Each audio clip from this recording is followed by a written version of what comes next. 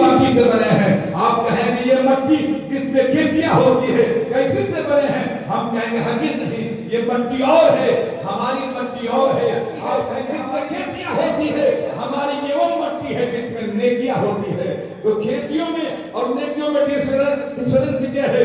یہ وہ مٹی ہے جو گیہوں دھان پیدا کرتی ہے، یہ وہ مٹی ہے انگور کیلے پیدا کرتی ہے، یہ وہ مٹی ہے صرف سنترا پیدا کرتی ہے.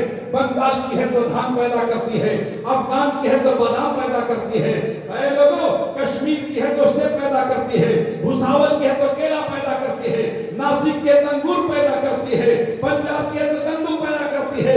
کئی سے بھی زیادہ. لیکن ہماری مٹی انگور اور کیلے نہیں پیدا کرتی ہے، سیب اور سنترا نہیں پیدا کرتی ہے، بلکہ ہماری وہ مٹی ہے جو اپنے وقت کے صلاح الدین پیدا کرتی ہے، اہل محبت کے لیے صابر علاؤالدین پیدا کرتی ہے. اور جب پیدا کرنے پہ آتی ہے تو ہم غریبوں کے لیے غریب نواز پیدا کرتی ہے، لاوارثوں کے لیے وارث پاک پیدا کرتی ہے. ہماری مٹی وہ ہے ہماری روحانیت کے لیے مخدوم اشرف پیدا کرتی ہے، اور ہماری ایمان کی حفاظت کے لیے اعلیٰ حضرت پیدا کرتی ہے.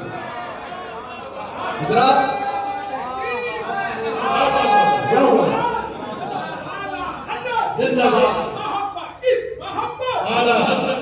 حضرات اب میں آپ کو بتانا یہ چاہتا ہوں. آپ کہیں گے خلیل اللہ قادری ہماری مٹی کیا ہے؟ میں کہوں گا کہ ہماری ماں بہن بیٹیاں ہیں. انہی کے کوکھ سے انہی کے گوشت سے ہو کر چاہے وقت کا ولی ہو، چاہے وقت کا قطب ہو، چاہے وقت کا مفتی ہو، چاہے وقت کا کوئی ہو، نیتا ہو، لیڈر ہو، سب اسی ماں کے گوشت سے ہو کر آئے ہیں. حضرات یہی ہماری مٹی ہے. میں ایک بات کہنا چاہتا ہوں، آپ اس سوال کر سکتے ہیں خلیل اللہ قادری اسی ماں کے گوشت سے آتے ہیں لیکن کیٹیگری الگ ہوتی ہے. کوئی نمرود بن کے آیا ہے، کوئی فرعون پیدا ہوا ہے، کوئی حمان بن کے آیا ہے. میں کہوں گا کہ اس کو جو ہے گوت کی جو ہے فرق ہے. آپ کہیں گے کیسے؟ میں کہوں گا کہ عورت میں بھی دو طرح کے دو کیٹیگری کا ہوتی ہے. ان کے اندر بگڑنے کی بھی عادت ہوتی ہے، سبرنے کی بھی عادت ہوتی ہے. آپ تاریخ پڑھ کر دیکھیے، جب یہ عورت بگڑتی ہے تو شیطان کی پسری ہوتی ہے، اور جب سبرتی ہے تو رابعہ پسری ہوتی ہے.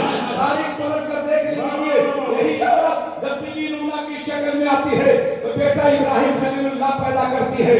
جب ہاجرہ ہوتی ہے تو بیٹا اسماعیل ذبیح اللہ پیدا کرتی ہے. جب پاک مریم ہوتی ہے تو بیٹا عیسیٰ روح اللہ پیدا کرتی ہے. اور جب آمنہ ہوتی ہے تو بیٹا محمد رسول اللہ پیدا کرتی ہے. ہم سمجھ گئے کہ عورت سمر کے جب بی بی فاطمہ ہوتی ہے تو بیٹا کربلا کا شہید اعظم پیدا کرتی ہے. اور جب ام الخیر فاطمہ ہوتی ہے تو بغداد والوں کے لیے غوث اعظم پیدا کرتی ہے. یہ عورت سمر کے جب بی بی رضیہ بنتی ہے تو بیٹا مخدوم اشرف مخدوم شرف الدین پیدا کرتی ہے. یہی بیوی یہی عورت جب زلیخا ہوتی ہے تو بیٹا محبوب الہی نظام الدین پیدا کرتی ہے. یہی عورت سمر کے جو ہاجرہ جمیلہ ہوتی ہے تو بیٹا صابر علاؤالدین پیدا کرتی ہے. یہی عورت جب سمر کے بی بی کلثوم ہوتی ہے تو بیٹا فرید الدین پیدا کرتی ہے. یہی عورت جب سمر کے ماہ نور ہوتی ہے تو بیٹا خواجہ معین الدین پیدا کرتی ہے.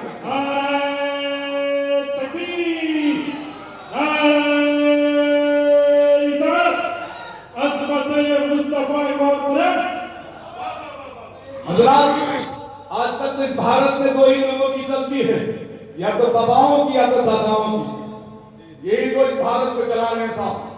میں بات کہنا یہ چاہتا ہوں، سن لیجیے، بڑی چلتی ہے. قاضی صاحب یہ عورت ہے کیا، لیکن عورت ہو کیا گئی ہے؟ میں ایک بزرگ کی بارگاہ میں لے کے چلتا ہوں کہ آج کل ہو کیا رہا ہے صاحب. آج ہم کہتے ہیں ہماری مائیں ہماری بہن بیٹیاں نیک اولاد کو نہیں پیدا کرتی. ہر ایک کا بچہ حافظ قرآن کیوں نہیں ہوتا؟ ہر ایک کا لال عالم دین کیوں نہیں بنتا؟ میں کہتا ہوں فرق ہے. میں آپ کو سنانا چاہتا ہوں صاحب، ایک عورت ایک بزرگ کی بارگاہ میں جاتی ہے. حضرت علامہ مولانا غیاث الدین صاحب قبلہ جیسے بزرگ تھے، نورانی چہرہ تھا، مسکراتا ہوا چہرہ. کہتی بابا میں چاہتی ہوں کہ آپ میرے شوہر کو میرے حوالے کر دیں. بولیے آج کل ہو رہا ہے کہ نہیں؟ پیسہ دے کر لوگوں کے دماغ کو پھیرا جا رہا ہے. میں آپ کو بتانا یہ چاہتا ہوں، جب بولی اپنے اس حضرت سے کہ پیر صاحب میرے شوہر کو میرے حوالے کر دیجئے. پوچھا کیا معاملہ ہے؟ ہمیں پیسہ نہیں دیتا، ہمارا خرچ نہیں سنبھالتا، ہمیں دیکھ بھال نہیں کرتا. پیر صاحب تھے، آج کے جیسے پلالو لوگ نہیں، ورنہ پیسہ لے کے لوگ ایک دوسرے کے دلوں کو پھیرتے ہوئے نظر آتے ہیں. شوہروں کو ان کے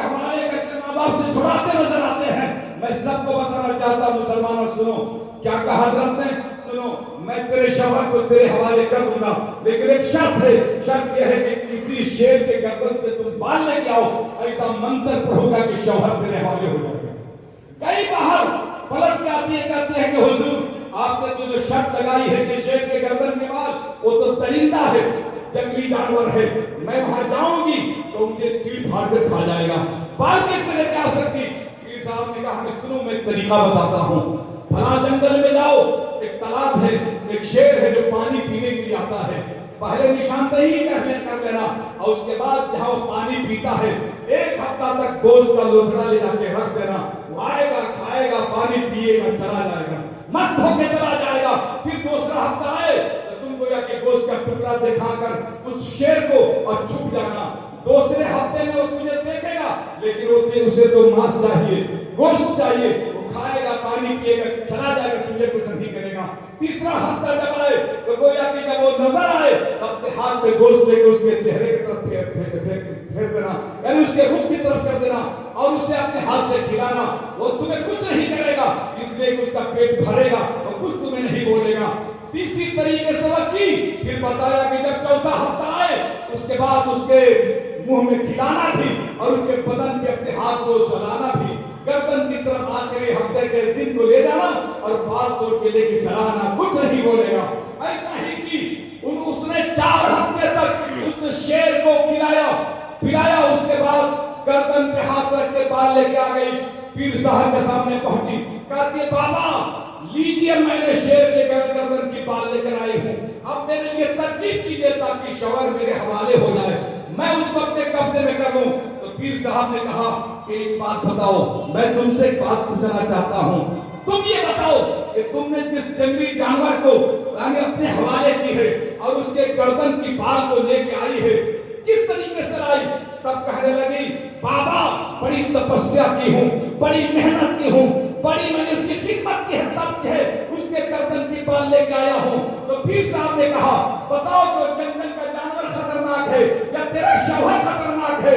तो कहने लगी जंगली जानवर खतरनाक है, वो दरिंदा है, मेरा शौहर इंसान है, अशरफुल मखलूकात है। तो कहा पीर साहब ने तुमने 4 हफ्ते उस जंगली जानवर की सेवा की, तपस्या की, मेहनत की, तो उसने गोया कि तेरे हवाले अपने आप को कर दिया, अपने शौहर की जाकर तू खिदमत कर, उसके हर जरूरत को पूरी कर, तुम्हें दुआ और तरकीब की जरूरत नहीं है, अपने शौहर से मुस्कुरा कर बातें करो, तेरे हवाले हो जाएगा। मेरे पैगंबर ने क्या फरमाया? रसूलुल्लाह ने फरमाया औरतों के लिए कि तुम दरवाजे पे खड़ी रहो, जब तेरा शौहर नजर आए तो मुस्कुरा के बातें कर लिया करो, सलाम कर लिया करो, तुम्हारे मुस्कुराने में अल्लाह तुम्हें सवाब अता फरमाएगा। लेकिन आजकल ये नहीं है साहब, हम तो ये कहते हैं हमारी औलादें नेक क्यों नहीं पैदा होती, हमारी औलादें अच्छी क्यों नहीं होती, आप ये कुरान क्यों नहीं बनती, मस्जिद के नमाजी क्यों नहीं बनते? यहाँ कमी है औरतों के अंदर। मैं कहूँगा इन्हें पर्दे के साथ रहना चाहिए,